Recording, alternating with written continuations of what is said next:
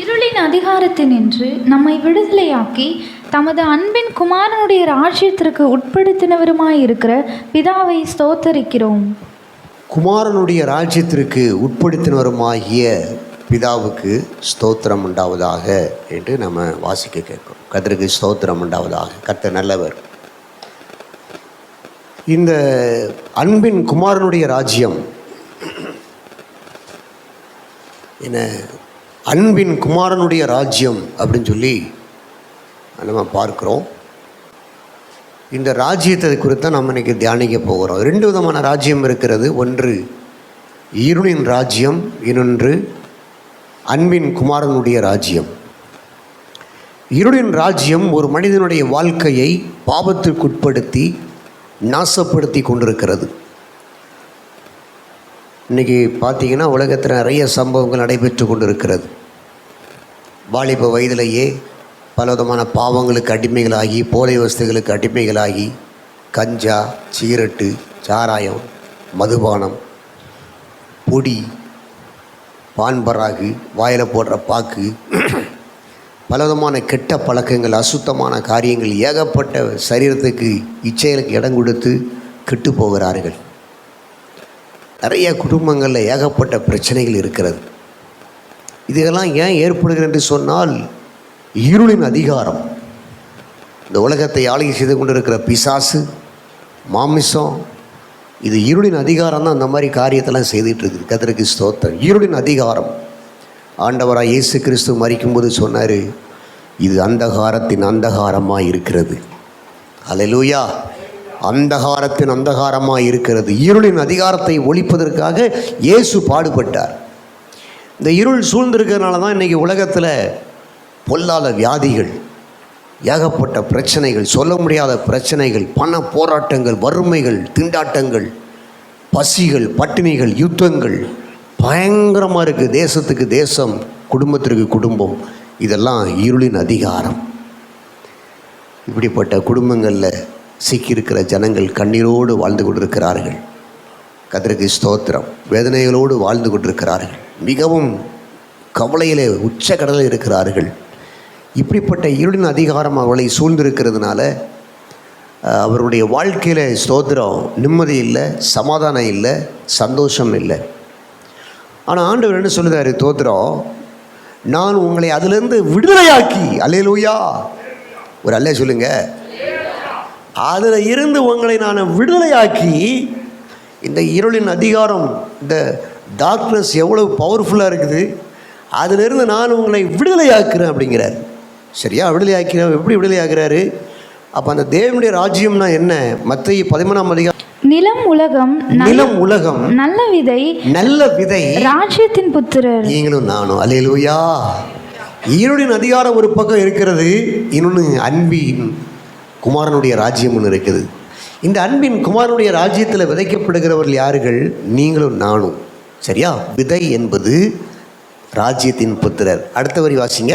களைகள் பொல்லாங்கனுடைய புத்திரர், அவைகளை விதைக்கிற சத்ரு பிசாசு. இப்படி இந்த இருளின் அதிகாரத்துக்கு யார் வேலை செய்கிறா, அன்பின் குமாரனுடைய ராஜ்யத்திற்கு யார் வேலை செய்கிறா என்று சொல்லப்பட்டிருக்கிறது. இருளின் அதிகாரத்திலிருந்து நம்மளை விடுதலையாக்கி அன்பின் குமாரனுடைய ராஜ்யத்துக்குள்ளே நம்மளை கொண்டு வந்து ஆக்கிறார். கர்த்தருக்கு ஸ்தோத்திரம். இந்த அன்பின் குமாரனுடைய ராஜ்யத்தினுடைய விதை என்பது யாருன்னு கேட்டிங்கன்னா, நீங்களும் நானும். 30, 60, 100 நம்ம கனிகளை கொடுக்கும்படி கர்த்தர் நம்மை தேவ ராஜ்யத்திலே நாட்டியிருக்கிறார். அல்லேலூயா. கர்த்தருக்கு ஸ்தோத்திரம் உண்டாவதாக. இந்த இருளின் ராஜ்யத்தில் இருந்து அன்பின் குமாரனுடைய, இருளின் அதிகாரத்திலிருந்து அன்பின் குமாரனுடைய ராஜ்யத்திற்கு இருக்கிற நீங்களும் நானும் சாதாரணமானவர்கள் அல்ல, அசைவில்லாத ராஜ்யத்தை பெறக்கூடியவர்கள். Praise the Lord. இப்படிப்பட்ட ஒரு ராஜ்யத்தில் இருக்கிற நமக்கு இருளின் அதிகாரத்துக்கு மேலே பவரே கிடையாது. அல்லேலூயா. இருளின் அதிகாரம் நம்ம மேலே அதிகாரம் செலுத்த முடியாது. ஆண்டவர் சொன்னார், தோத்திரம், ஒரு வெளிச்சம் உள்ள ஒரு இடத்துக்கு நம்மளை கொண்டு வந்திருக்கிறார். சரியா? பவுல் கிறிஸ்தவர்களை அழிக்கும்படி, துன்புறுத்தும்படி அவர் புறப்பட்டு செல்றார். ஏன்னா அந்த பவுலுக்குள்ள அந்த இருளின் அதிகாரம் இருக்கிறது. சபைகளை துன்புறுத்த வேண்டும், இந்த விசுவாசத்தை பின்பற்றவர்களை அழிக்க வேண்டும், அது இருளின் அதிகாரம். ஆகையினால இந்த வெளிச்சத்தில் இருக்கிற ஜனங்களை நொறுக்கணும்னு சொல்லி புறப்பட்டு போகிறார். ஒளியில் இயேசுவை பார்க்குறார். ஆண்டவராக இயேசு கிறிஸ்து அவளை இருளின் அதிகாரத்திலிருந்து விடுதலையாக்கி அவருடைய ராஜ்யத்துக்கு என்று தேர்ந்தெடுக்கிறார். புதிய ஏற்பாட்டில் அருமையான ஒரு விதை, தேவ ராஜ்யத்திற்காக ஸ்தாபிக்கப்பட்ட மிக மகிமையான ஒரு பாத்திரம் அப்போஸ்தலனாகிய பவுல். அவர் இயேசுவை கண்டவரனே அவருடைய வாழ்க்கையிலே கிறிஸ்துவுக்குள்ளான ஒரு வாழ்க்கை ஆரம்பிக்கிறது. அதுவரைக்கும் இருளின் அதிகாரத்தில் இருந்த நபர் இப்பொழுது அன்பின் குமாரனுடைய ராஜ்யத்திற்கு உட்பட்டவராக மாறுகிறனால என்ன நடக்குது? இனி அவருடைய வாழ்க்கையில் இருளின் அதிகாரத்திற்கு இடம் இல்லை. நீங்கள் சொல்ல முடியுமா? கையில் உயர்த்தி, என் வாழ்க்கையில் நீ இருளின் அதிகாரத்திற்கு இடம் இல்லை, என் வாழ்க்கையில் இருளின் அதிகாரத்திற்கு இடம் இல்லை. எல்லாம் சத்தமாக சொல்லுங்க பார்க்கலாம். என் வாழ்க்கையில் இருளின் அதிகாரத்துக்கு இடம் இல்லை. அபிஷேகம் தான். அல்லேலூயா. கர்த்தருக்கு ஸ்தோத்திரம் உண்டாவதாக. கர்த்தர் நல்லவர். கட்டுகளுக்கு இடம் இல்லை, இனி விடுதலை தான். Praise the Lord. இந்த பவுல் எப்படி இருளின் அதிகாரம் இவருடைய வாழ்க்கையில் என் அதிகாரம் இடமில்லைன்னு எப்படி சொல்லலாம்? அவரை பிடிச்சி அரெஸ்ட் பண்ணி கப்பலில் ஏற்றி விட்டு அவருடைய மிக காவலோடு, கடுங்காவலோடு அந்த சரக்கு கப்பலை ஏற்றி நேர ரோமாபுரிக்கு அனுப்புகிறாங்க. ரோமாபுரிக்கு போகிற வழியில் பயங்கர ஒரு புயல் காற்று அடிக்குது. தோதுறோம், புயல் பயங்கரமாக வீசுகிறது. அங்கே மாலுமியெல்லாம் இருக்கிறாங்க, எல்லோரும் இருக்கிறாங்க. என்ன செய்யணும்னு தெரியாமல் யோசிச்சுட்டு இருக்கிறாங்க. புயல் வீசும் பொழுது மாலுமி தான் தீர்மானிக்கணும், கப்பலை எந்த பக்கம் கொண்டு போகலாம், எப்படி செலுத்தலாம், எங்கே போனால் நம்ம எல்லோரும் தப்பிக்கலாம் அப்படின்னு சொல்லி. புயல் எவ்வளவு கடுமையானது என்று நீங்கள் யாராவது தெரியுமான்னு தெரியல. யாராவது புயலில் சிக்கியிருக்கீங்களா? புயலில் மாட்டினவங்க யாராவது இருக்கீங்களா? நம்ம எல்லோரும் வெள்ளத்தில் தவுண்டு வந்தவங்க. அல்லேலூயா. புயலில் மாட்டினவங்க யாரும் இல்லை. தோதுறோம். இது கடந்த நாட்களில் கேள்விப்பட்ட ஒரு புயல் கன்னியாகுமரியில் இருக்கிற ஒரு படகை கொண்டு போய் குஜராத்தில் கொண்டு போய் சேர்த்துச்சான். என்ன புயலுடைய தாக்கம், சீற்றம் கடலில் அவ்வளோ பயங்கரமாக இருக்கும். கடலில் இருக்கிற கப்பல்கள் தான் தெரியும். அவ்வளோ பயங்கரமான ஒரு புயல் அடிக்குது. தோதுறோம். அப்பொழுது பவுல் எவ்வளோ சொல்லி பார்த்தாரு, ஒருத்தரும் கேட்கல. அல்லேலூயா. ஆமாம். அப்போ தான் அவர் சொன்னார், தோத்திரம், நான் சேவிக்கிற என்னுடைய தேவன் நேற்று ராத்திரி என்னோட கூட சொன்னார், ஒருவனுடைய சேதம், ஒருவனுடைய பிராணனும் நாம் இழந்து போவதில்லை, எல்லாருடைய ஜீவனையும் ஆண்டவர் பாதுகாப்பேன் என்று சொல்லியிருக்கிறார் என்று சொல்லி. யாருமே பவுலை நம்பலை. அதுக்கப்புறம் இந்த புயல் மும்முரமானதுக்கப்புறம் எல்லாரும் மூழ்கி போயிடுவோம், தப்பி பழைப்போம்னு நம்பிக்கை இல்லாமல் இருக்கும் பொழுது தான் பவுல் சொல்ல கேட்க ஆரம்பித்தாங்க.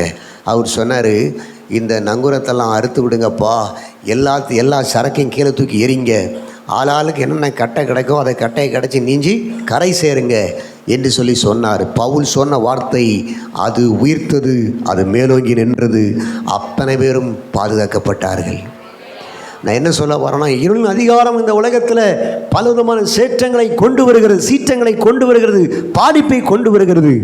ஆனால் பவுல் இருக்கிறதுனால, இவன் ராஜ்யத்தின் புத்திரராக இருக்கிறதுனால, அன்பின் குமாரனுடைய ராஜ்யத்தின் வாசியாக இருக்கிறதுனால தோத்துறோம். இவன் மேலே புயல் காற்றுகளோ சீற்றங்களோ சேதங்களோ எதுவும் அணுகுவதில்லை. அல்லேலூயா. ஏன்னா இவன் தேவ ராஜ்யத்தினுடைய புத்திரன், அன்பின் குமாரனுடைய ராஜ்யத்தினுடைய புத்திரன். ஹல்லேலூயா. சிறைச்சாலை அடைப்பதில்லை, சங்கிலிகள் நிரந்தரமில்லை, உந்த நாமம் உயர்த்தும் போது அவன் குமாரனுடைய ராஜ்யத்திற்கு உட்பட்டவனை சங்கிலியோ சிறைச்சாலையோ அஸ்திவாரமோ ஒன்றும் செய்ய முடியாது. எல்லாம் அடிஞ்சு ஒட்டஞ்சு நொறுங்கி போயிடும். Praise the Lord.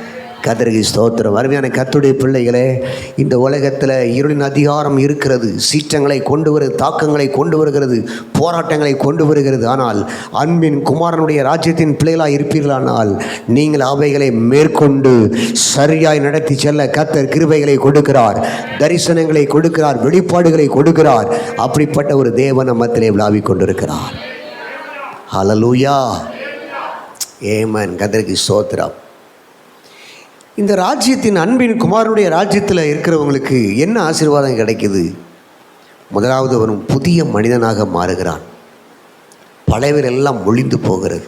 New creature, புதியவைகளாக மாறுகிறான். கிறிஸ்துவுக்குள்ளான ஒரு வாழ்க்கை என்பது ஒரு புது சிருஷ்டி. 2 கொரிந்தியர் ஆண்டவர் சொல்கிறாரு, ஒருவன் கிறிஸ்துவுக்குள் இருந்தால் அவன் புது சிருஷ்டியாக இருக்கிறான். நிறைய பேருக்குள்ள இந்த காரியங்கள் விளங்கிக் கொள்ள முடியல. கர்த்தருக்கு ஸ்தோத்திரம் உண்டாவதாக. நிறைய பேருடைய வாழ்க்கையில் இதை புரிந்து கொள்வது கஷ்டமாக இருக்குது. கிறிஸ்துவ வாழ்க்கை என்பது ஏதோ நம்ம சபைக்கு வந்தால் நன்மை கிடைக்கும், நமக்கு பணம் கிடைக்கும், நமக்கு நல்ல வேலை கிடைக்கும், அப்படி அது எல்லாத்துக்கும் கிடைக்கும். உலகத்தில் இருக்கிற எல்லாரும் நல்லா குடும்பம் நடத்துகிறான், நல்ல பணத்தோடு வாழ்ந்துட்டுருக்கான், நல்ல செழிப்போடு இருக்கான். சரியா? நாம் இயேசுவுக்குள்ளே வருவது தோத்திரம் ஒரு புது சிருஷ்டியாய் மாறுவதற்காக. புதிய சிருஷ்டினா என்ன? கோபம் இல்லாத, கெட்ட வார்த்தை போடாத, பயம் இல்லாத, பொய் சொல்லாத, அருவருப்பு இல்லாத, அசுத்த உதடு இல்லாத, பையாச உதடு இல்லாத ஒரு வாழ்க்கை. ஆமென். ஒரு அல்ல சொல்லுங்க பார்க்கலாம். அல்லேலூயா.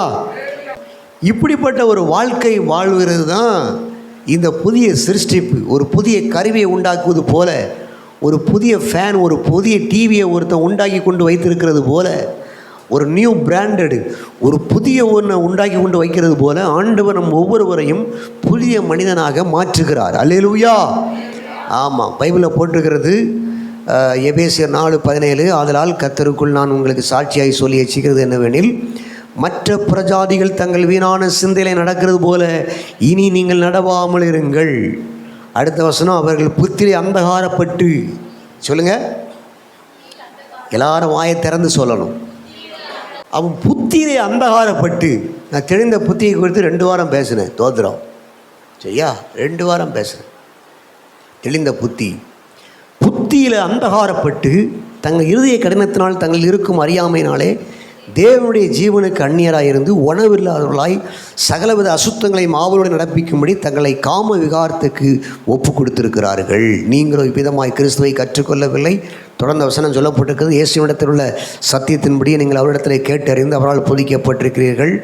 அந்தப்படி முந்தின நடக்கைக்குரிய மோசம் போக்கும் இச்சைகளாலே கெட்டு போகிற பழைய மனுஷனை நீங்கள் களைந்து போட்டு, ட்ரெஸ்ஸை களைத்தி போடுற மாதிரி பழைய மனுஷனை களைத்து போடணும். அல்லேலூயா. களைந்து போட்டு அடுத்த ஒரு ட்ரெஸ்ஸை மாட்டணும். உங்கள் உள்ளத்திலே புதிதான ஆவி உள்ளவர்களாகி, அல்லேலூயா, பரிசுத்த ஆவியானவரை கர்த்தர் நமக்கு கொடுக்கிறார். இந்த நாட்களிலே அபிஷேகம் பெறாதவர்கள் நிறையா பெருகி கொண்டே வருகிறார்கள். யார் பெருகணும்? அபிஷேகம் பெறுகிறவங்க பெருகணும். யார் பெருகி கொண்டே வருகிறார்கள்? சும்மா வாய் திறந்து சொல்லுங்க. அபிஷேகம் பெறாதவங்க பெருகி கொண்டே வர்றாங்க. அவங்க பாட்டில் வந்து உட்கார்றாங்க, அவங்க பாட்டில் போகிறாங்க. நல்லா கையை தட்டி அந்நிய பாஷை பேசி ஆவியில் நிரம்பி ஜெபிக்கணும், துதிக்கணும். வீட்டில் நல்ல அந்நிய பாஷையில் ஜெபிக்கணும், நல்ல ஆவியில் நிரம்பணும் அப்படிங்கிற சிந்தை இன்றைக்கி அப்படியே போய் நல்லா பாடணும், நல்லா உட்காந்து வசனம் கேட்கணும், அப்படி வீட்டுக்கு பெற வேண்டியது. இப்படி ஒரு அபிஷேகம் பெறாதவர்கள் பெருகி கொண்டே வருகிறார்கள். ஆனால் பைபிளில் போட்டுக்கிறது, கடைசி நாட்களில் மாம்சமான யாவரு மேலும் என் ஆவியை ஊற்றுவேன்னு சொல்லியிருக்கு. இன்றைக்கி எப்படியாவது நீங்கள் அபிஷேகம் பெற்றுக்கொள்ளணும். அல்லேலூயா. அபிஷேகம் பெறாமல் இருக்கக்கூடாது. நல்ல அந்நிய பாஷையில் தேவனுடைய மகத்துவத்தை நாங்கள் பேச கேட்டோன்ன மாதிரி மகத்துவத்தை பேசணும். அந்நிய பாஷையை பேசி ஆவி நிரம்பி ஜெபிக்கணும். ஆவியில் நிரம்பி, அதான் உள்ளத்திலே புதிதான ஆவி உள்ளவர்களாகி, ஒரு மனிதனுடைய வாழ்க்கையிலே உள்ளத்தில் அந்த பரிசுத்தாவின் அபிஷேகம் இருக்குமானால் அவன்தான் ராஜ்யத்தின் புத்திரர், அவன்தான் அன்பின் குமாரனுடைய ராஜ்யத்திற்கு உட்பட்டவன். கர்த்தருக்கு ஸ்தோத்திரம். அடுத்த பைபிளில் போட்டிருக்கிறது, ரோமர் 14:17 தேவனுடைய ராஜ்யம் புசிப்பும் குடிப்பும் அல்ல, அது நீதியும் சமாதானமும் பரிசுத்த ஆவியினால் உண்டாகும் சந்தோஷமுமாய் இருக்கிறது. பரிசுத்த ஆவியினால் உண்டாகிற சந்தோஷமாயிருக்கிறது. கர்த்தருக்கு ஸ்தோத்திரம். பல வேதனைகளோடு நான் பேசிகிட்டு இருக்கிறேன். இந்த நாட்களில் குடும்பங்களில் ஏகப்பட்ட பிரச்சனைகள் வருகிறது. டைவர்ஸு, இது நிறைய குடும்பங்களில் இன்றைக்கி இது வாட்டி வதைக்கிறது. ஏன் இப்படி நடக்குது அப்படின்னு சொல்லி பார்க்கும் பொழுது, அவர்களுடைய வாழ்க்கையை புத்தி அந்தகாரப்பட்டு இருள் சூழ்ந்திருக்கிறது. ஹல்லேலூயா.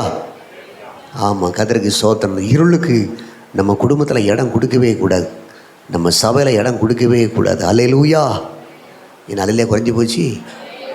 கர்த்தருக்கு ஸ்தோத்திரம் உண்டாவதாக. தேவனுடைய ராஜ்யம், குமாரனுடைய ராஜ்யம் எப்படிப்பட்டது? அது பரிசுத்த ஆவியினால் உண்டாகிற சந்தோஷமாக இருக்கிறது.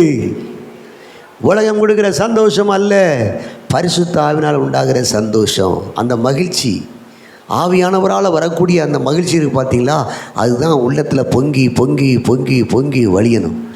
கர்த்தருக்கு ஸ்தோத்திரம் உண்டாவதாக. தேவ ராஜ்யத்திற்காக செயல்பட்டு அதில் ஆத்துமாக்களை ஆதாயப்படுத்தி அதில் இருக்கிற சந்தோஷம் உலகத்தில் வேறு எங்கேயுமே கிடையாது.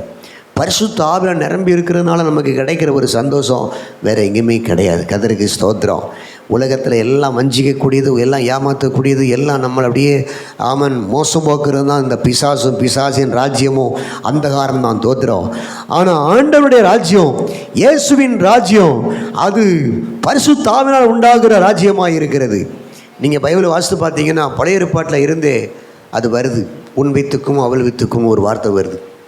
ஆண்டவர் சொன்னார், தாவீதை பார்த்து, உன் குமாரன் ஒருவனை தெரிந்து கொள்வேன், அவன் என் ராஜ்யத்தில் என்னென்றைக்கும் வீற்றிருப்பான். அது இயேசுவை குறிக்கிறது. தாவீதின் குமாரனுக்கு ஓசன்னா. அப்போ அந்த இயேசுவின் ராஜ்யம் என்பது எது? தேவனுடைய சபை. சபையில் இல்லாமல் யாராவது ஒரு ஆள் இருந்தான்னா அவன் அன்பின் குமாரனுடைய ராஜ்யத்திற்கு அப்பால் இருக்கிறான், ராஜ்யத்திற்கு புறம்பே இருக்கிறான். ராஜ்யத்துக்கு புறம்பே இருக்கிறவனுக்கு இருள் தான் இருக்குது, என்னென்றைக்கும் காரிருள் அவனுக்காக வைக்கப்பட்டிருக்கிறது. ஆகையினால சபையில் குடும்பமாக நிலைத்திருந்து நம்ம நல்ல கிறிஸ்துவுக்குள்ளே வளரணும். அபிஷேகம் பெற்று நல்ல ஆவியில் நிரம்பி நல்லா ஜெபித்து வளரணும். கர்த்தருக்கு ஸ்தோத்திரம். தேவனுக்கு கிருபை உண்டாவதாக. சரி, ஸ்தோத்திரம். இந்த புதிய ஆவி பரிசுத்த ஆவியால் உண்டாகிற பலன்னா என்ன? உள்ளத்தில் இப்படிதான் ஆவி உள்ளவர்களாகி, மீண்டும் எபேசியர் 4:24 வாங்க, மெய்யான நீதிலையும் பரிசுத்தத்திலையும் தேவனுடைய சாயலால் சிருஷ்டிக்கப்பட்ட புதிய மனிதனை தரித்து கொள்ளுங்கள். ஆண்டவர் நம்ம ஒவ்வொருவருக்கும் ஒரு புதிய மனுஷனை வைத்திருக்கிறார்.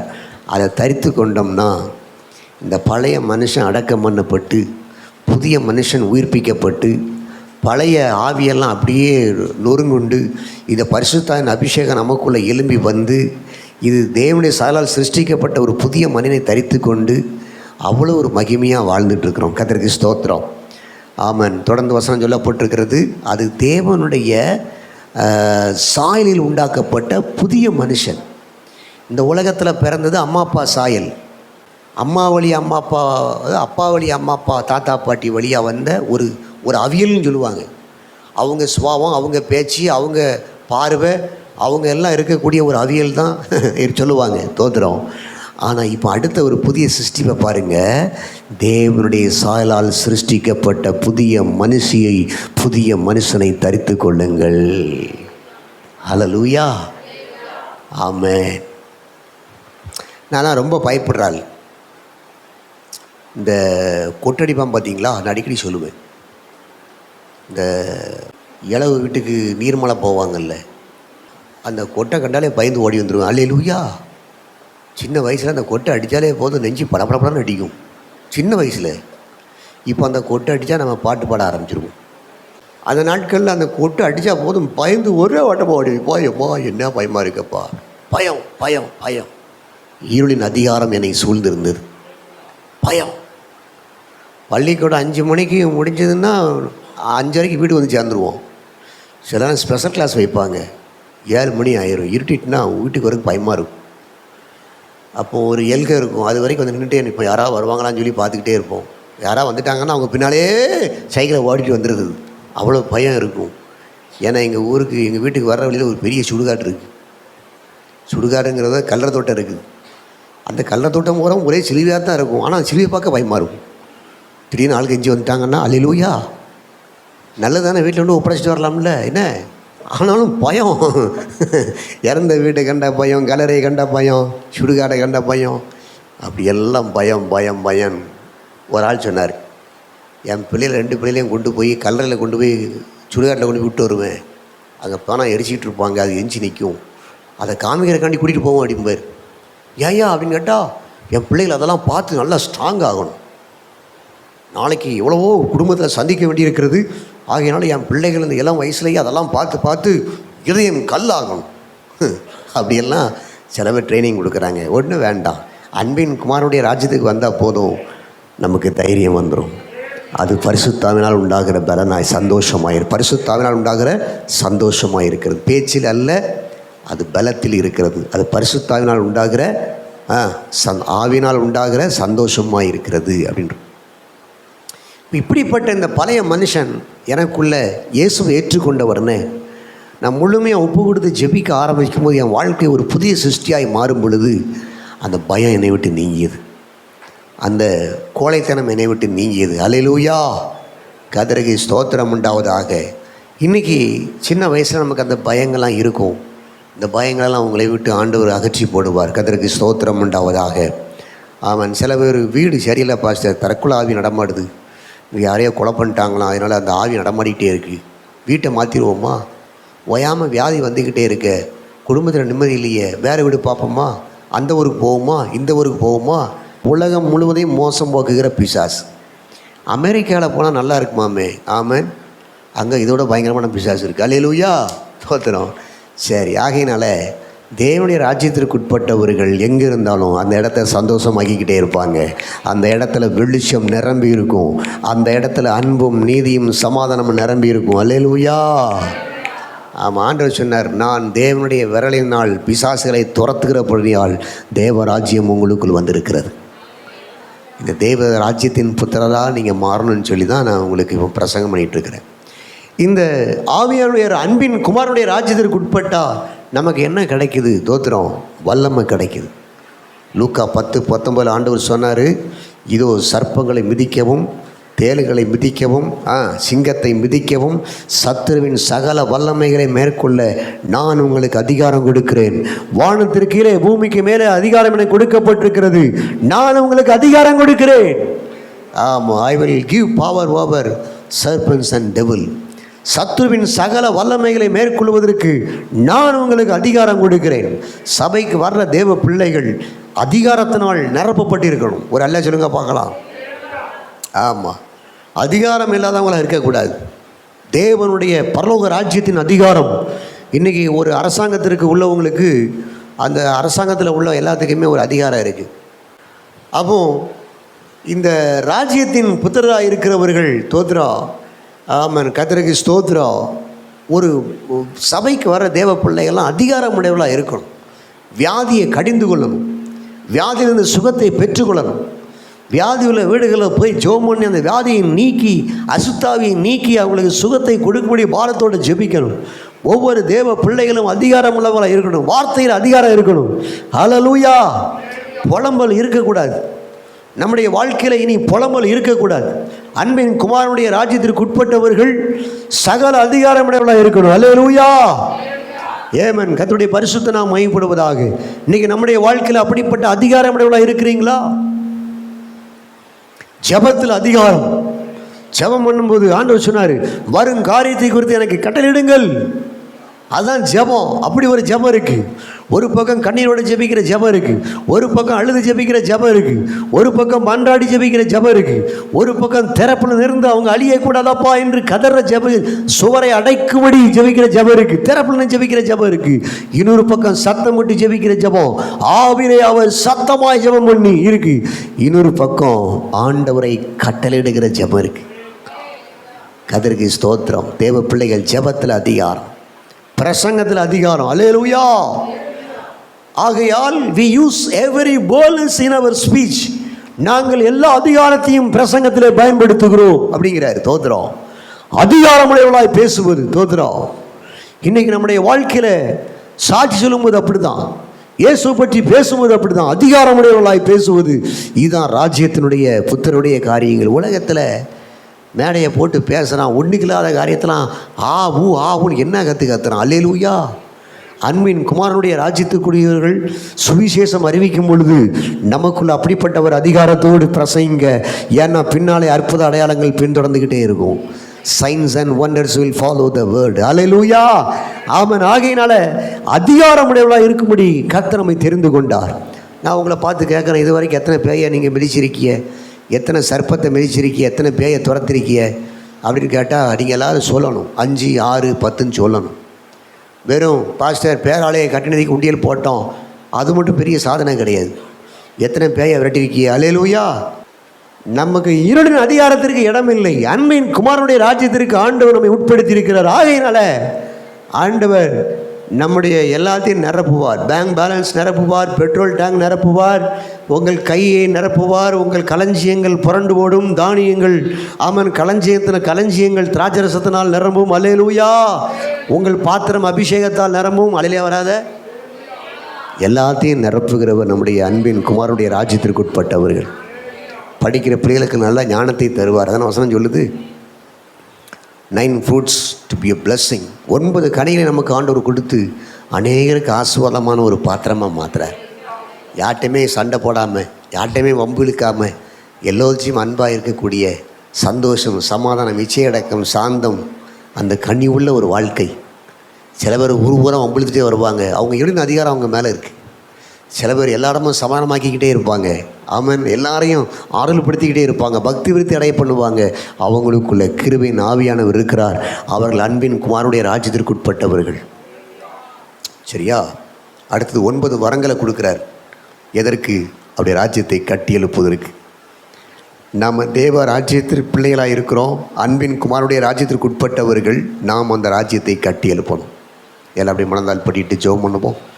ஹல்லேலூயா. அன்பின் குமாரனுடைய ராஜ்யத்திற்கு உட்படுத்தினவருமாகிய தேவனை ஸ்தோத்தரிக்க போகிறோம்.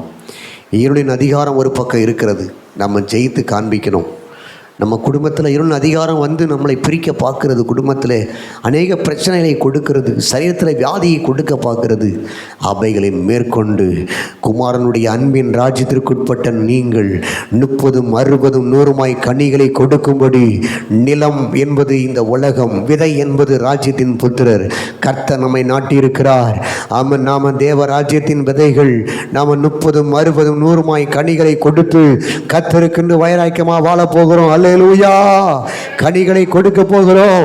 எத்தனை பேர் இந்த புதிய சிருஷ்டியை நீங்கள் நம்புகிறீங்க? ஆமன். தேவனுடைய சாயலால் சிருஷ்டிக்கப்பட்ட புதிய மனிதனை தரித்து, amen, created in the image of God.